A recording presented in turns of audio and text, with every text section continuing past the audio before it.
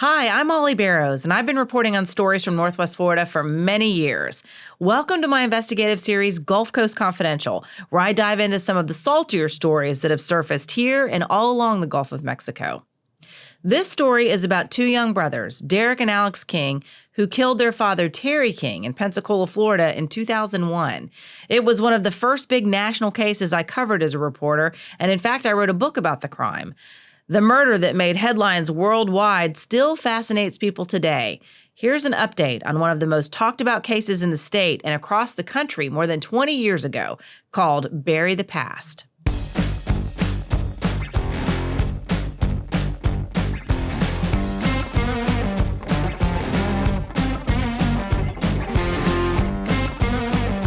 I'm investigative journalist Mollye Barrows. For years, I've covered the stories that made headlines in Northwest Florida and all along the Gulf Coast. Murders, missing persons, and mysteries of all kinds.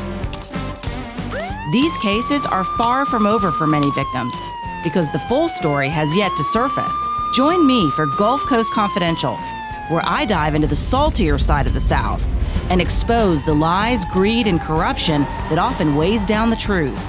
It's time to turn the tide and get a shot at justice.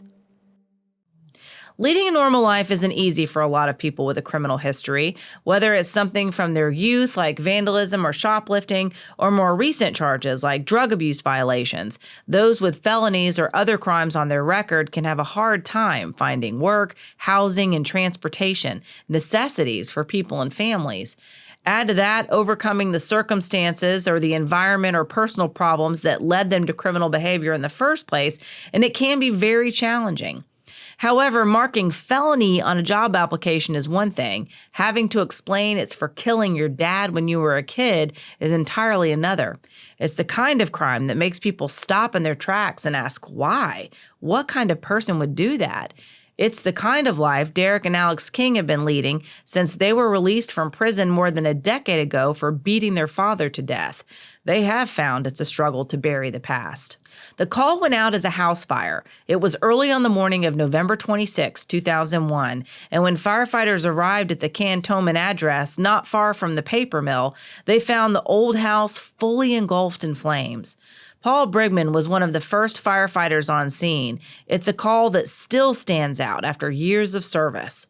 Brigman remembered, quote, "I felt something wasn't right before I entered the house to fight the fire, and lo and behold, man, the sight I saw when I entered the living room," end quote. Firefighters found 40-year-old Terry King's bludgeoned and soot-covered body in a recliner. His two children, 12-year-old Alex and 13-year-old Derek, were nowhere to be found, and so began a mystery that would captivate the community, the country, and make headlines around the world. I was 28 years old at the time, reporting and anchoring for Pensacola's ABC affiliate WEAR TV3. I covered courts and crime as part of my news beat, and the story of Terry King's murder was my assignment. As far as homicides go, initially I didn't think it was anything out of the ordinary. Sadly, deaths, brutal beatings, even fires in and of themselves are not uncommon, and most of the time when someone is murdered, there's a culprit who did it over love, money, or drugs. Then Terry King's young sons turned themselves into Escambia sheriff's deputies and confessed to killing their father. Well, that's eyebrow-raising, but even so, to me it was still just another murder with a tragic twist. Mind you, this was just 2 years after the Columbine school shooting, and middle-class American boys unleashing rage and violence on their world was now part of the landscape. I thought at first maybe Terry King was an abusive father, but it turned out that was not the case at all. In fact, it was just the opposite. Then came the arrest of Ricky Chavis in connection to the case. Not only had he hidden the King brothers from police at his trailer after their dad's death and later delivered them to the sheriff's office to confess, but the 40-year-old man had a prior conviction of child molestation. Child molester? Now I was riveted. Like, why is this guy in their life? And why did he hide them? And what's a 40-year-old man doing running around with kids he's not related to anyway? No way, Jose. Sounded weird to me and made me wonder if there wasn't more to the story. I started asking and searching for everything connected to the case and the people involved, official reports, court documents, names and addresses, as well as interviewing anyone who knew of them, anyone who would talk to me. I had a box full of information and things were just getting started. The public was riveted too. These were the days before the internet allowed for almost instantaneous news reporting. Folks would tune in to the nightly newscasts or read the morning paper for the latest on the sensational case. And from offices to coffee shops, living rooms to beauty salons, the case was the talk of the community, the state, and national news stations. I teamed up with a local college professor to write a book about the case, and we spent a couple of years almost immersed in it, getting to know the brothers, their families, as well as digging into Chavis's past.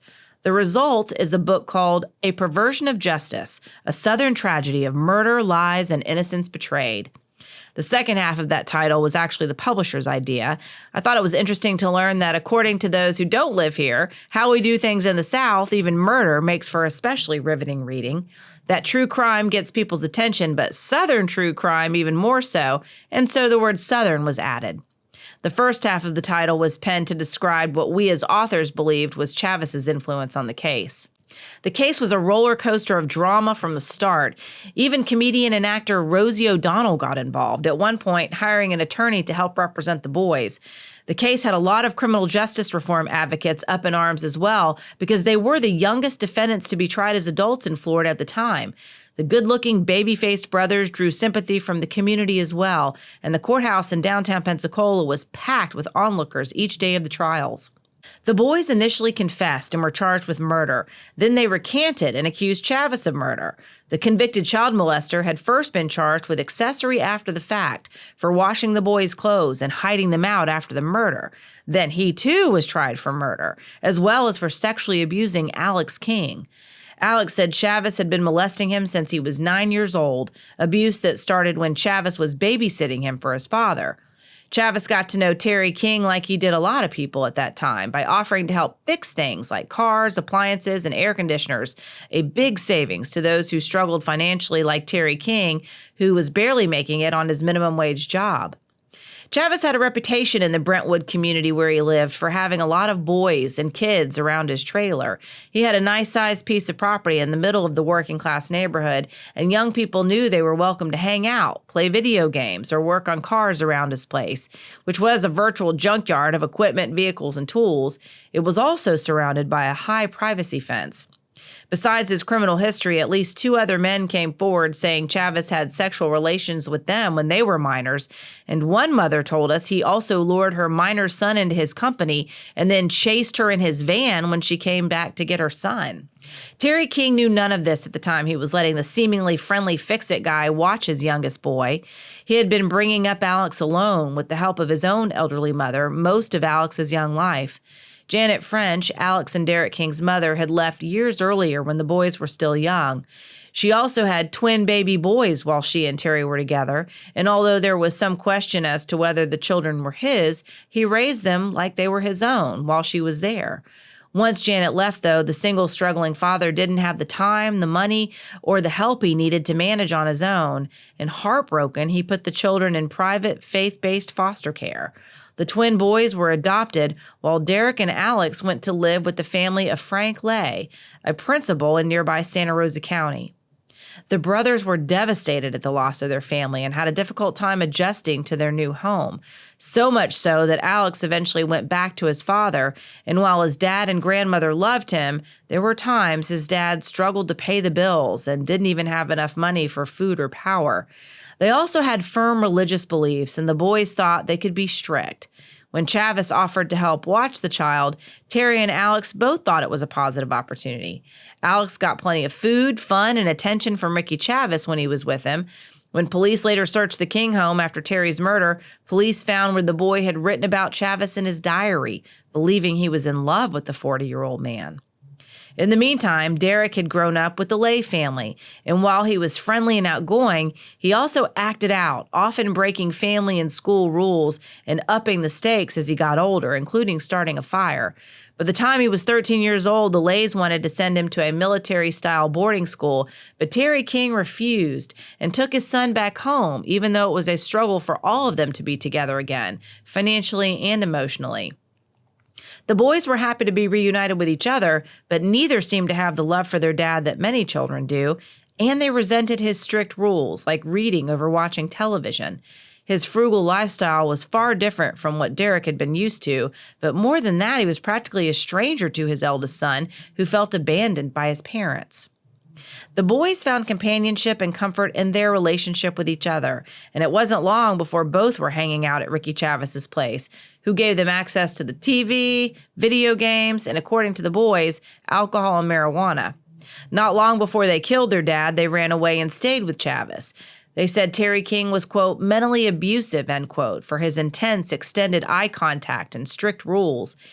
Chavis hid them from Terry King, and when they eventually returned to live with their father, Terry was becoming suspicious of Chavis's involvement with their disappearance and possibly other illicit activities. He quit allowing them to stay with Chavis and removed his former friend from the list of people authorized to pick up the children from school. Alex King would later testify he told his older brother to kill their dad, and Derek said he agreed because he thought he was protecting his brother. The night they killed him, he was asleep in the recliner because he wanted to be near the door in case they tried to run away again. Derek testified he used an aluminum baseball bat to beat his sleeping father to death while Alex watched. Then they set the house on fire and left, running to a nearby convenience store where they called Ricky Chavis to come pick them up. If you wonder if that's what really happened, you're not alone. The jury who heard the boys' murder trial convicted them, but then told the local press they thought Chavis actually did it and found the boys guilty because they thought the children would be better off in juvenile custody than in the environment they grew up in. The Dr. Phil show ended up flying some of the jurors and me to Los Angeles for a segment on the case, and we all had a chance to get to know each other a little better. It was a surreal time, but I've kept in touch with some of those jurors to this day. The judge threw out the conviction because he believed the boys' right to due process had been violated and the case was resolved in mediation. The boys pleaded guilty to third-degree murder, and Derek received an 8-year sentence, and Alex received 7 years, with 1 year given to each of them for time served in jail waiting for trial. In his trials, Chavis was exonerated of Terry King's murder as well as for molesting Alex, but he was convicted of tampering with evidence and hiding them after his death and given the maximum sentence, 30 years in prison. During sentencing, I remember the judge especially took Chavis to task for hiding the boys away from their worried father when he was desperately searching for them. Now 60 years old, Ricky Chavis is serving his sentence at the Santa Rosa Correctional Institution Annex in Milton, Florida. He's already served nearly 20 years for his crimes and is scheduled to be released in November of 2031. He has appealed his verdict and sentence, but so far he remains behind bars. Alex and Derek King were 19 and 20 when they were released from prison in 2008 and 2009. They lived with friends and family and bounced between Pensacola and Jacksonville for a time, as well as a youth ranch of sorts in Texas. Their release was newsworthy too, and the brothers appeared on Dateline and other news and magazine shows, talking about their hopes for the future and desire for a new beginning, as well as families of their own. Derek King, now 34, eventually moved to Washington, D.C. and Virginia. He was married for a time and had children, but he and his wife split. He was also in and out of prison in Virginia on various charges, including assault.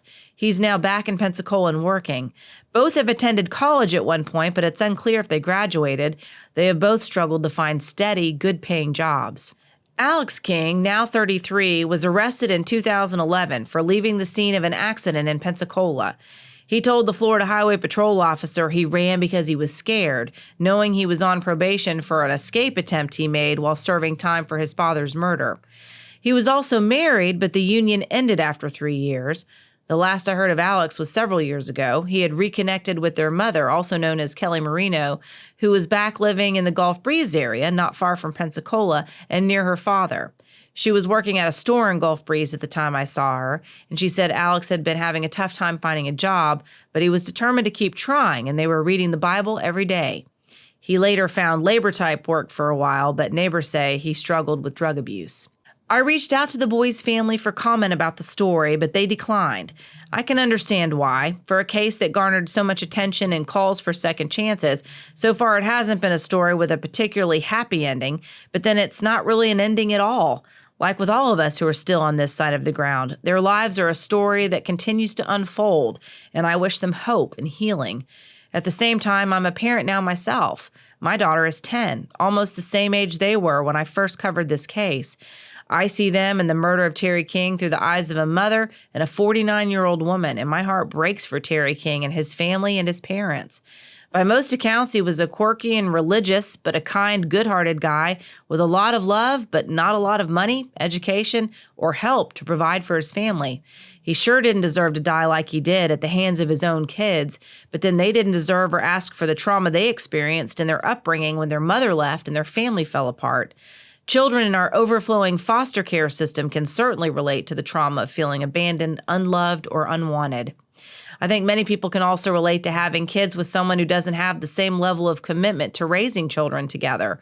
We see people in our own community struggle with raising children in poverty and the problems that come with lack of childcare, lack of supervision, lack of good paying jobs for people without an education. It's an uphill climb for many to improve their station in life.